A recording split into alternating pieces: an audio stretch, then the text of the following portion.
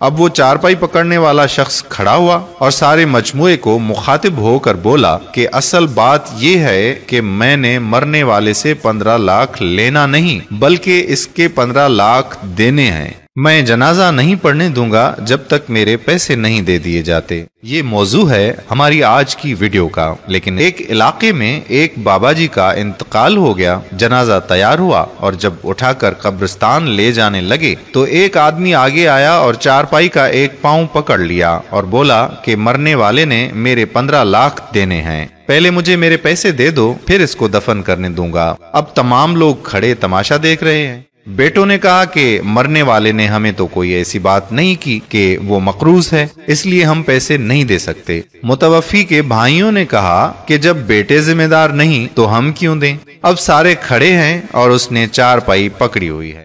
جب کافی دیر گزر گئی تو بات گھر کی عورتوں تک جا پہنچی۔ مرنے والے کی اکلوتی بیٹی نے جب بات سنی تو فوراً اپنا سارا زیور اتارا اور اپنی ساری نقد رقم جمع کر کے اس آدمی کے لیے بھجوا دی اور کہا کہ اللہ کے لیے یہ رقم اور زیور بیچ کے اس کی رقم رکھو اور میرے ابو جان کا جنازہ نہ روکو، میں مرنے سے پہلے سارا قرض ادا کر دوں گی اور باقی رقم کا جلد بندوبست کر دوں گی۔ اور ہماری دعا کا حصہ بننے کے لیے کمنٹ سیکشن میں اپنا نام ضرور تحریر کریں تاکہ آپ کا نام لے کر آپ کے لیے دعا کی جا سکے۔ تو بات کو آگے بڑھاتے ہیں۔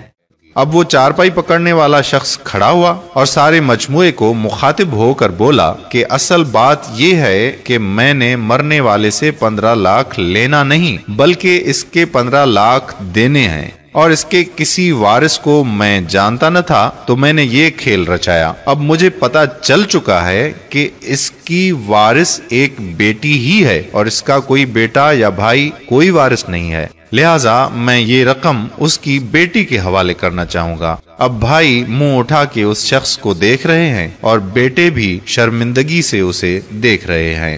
دوستو، بیٹیوں والے خوش نصیب ہیں، لہٰذا بیٹی کی پیدائش پر خوش ہونا چاہیے نہ کہ غمگین۔ بیٹیوں کی شریعت میں بہت زیادہ فضیلت بیان کی گئی ہے۔